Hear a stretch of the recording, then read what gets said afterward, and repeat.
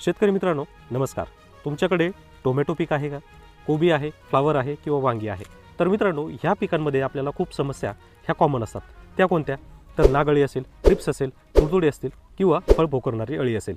मित्रांनो यांच्या नियंत्रणासाठी तुम्ही भरमसाठ फवारणी करत असाल, परंतु आज मी तुम्हाला एक असा पर्याय सांगणार आहे ज्या पर्यायामध्ये ॲक्टिव्ह मोड ऑफ ॲक्शन चांगला आहे, सोबत सिस्टमिक कीटकनाशक आहे आणि विशेष म्हणजे PIचं प्रोडक्ट आहे.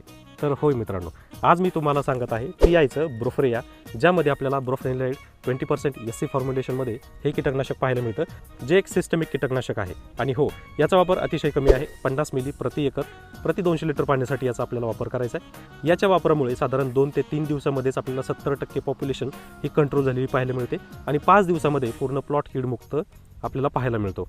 तसेच हे वापरत असताना लक्षात घ्या, पिकांमध्ये आपल्याला सर्वसाधारण 20 ते 25 दिवसाच्या कालावधीमध्ये याचा वापर करायचा आहे, ज्यामुळे फ्लावरिंग स्टेजमध्ये आपल्याला पॉलिनेशनसाठी प्रॉब्लेम येत नाही.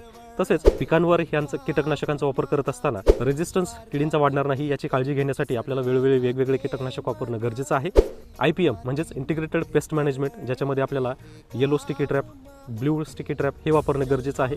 तसेच ज्या पिकांमध्ये थ्रिप्सचा जास्त प्रादुर्भाव असतो त्यामध्ये व्हाईट स्टिकी ट्रॅप देखील वापरणं गरजेचं आहे, ज्यामुळे आपल्याला थ्रिप्सचं इंडिकेशन मिळतं आणि वेळीच फवारणी करून त्यांना नियंत्रणात आणू शकतो. शेतकरी मित्रांनो, PIचं ब्रोफ्रेया खरेदी करण्यासाठी स्क्रीनवर दिलेल्या नंबरवर मिस कॉल करायचा आहे.